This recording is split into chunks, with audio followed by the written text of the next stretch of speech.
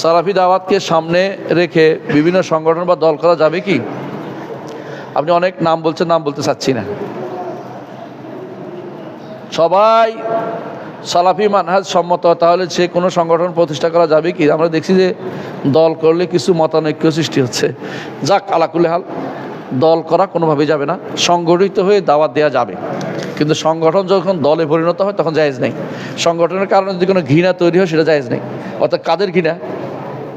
যারা পদভ্রষ্ট তাদের ঘৃণা করতে পারবেন, আশারি মাদি হতে অন্যদেরকে, কিন্তু সংগঠনের কারণে সালাফি মানহাজের লোকদেরকে যদি ঘৃণা আসে কোনো কারণে, আমার দল কেন করে না, আমার সংগঠন কেন করে না, তো সেই সংগঠন হারাম।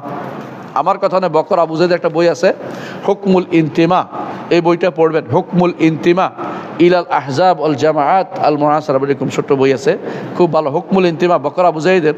এটা আরেকটা বই, এটা অনুবাদ করে সংক্ষিপ্ত করে লিখছে আব্দুল আলিম বিন কাউসার, ওটা পড়বেন। দল সংগঠন নিয়ে বিস্তারিত লিখছে, এটা পড়লে যথেষ্ট আমি মনে করি। এটা একটা মাস্টারপিস বই, মাস্টারপিস বই। ওটার মধ্যে আমার নামও আছে, আমি সম্পাদনা করছিলাম আর কি জন্য। পড়ে দেখেন, islamhouse.com পাবেন, অন্য কোথাও ফ্রি পয়সা দিয়ে না কিনতে পারলে ইসলামহাউস থেকে নামাই নেবেন।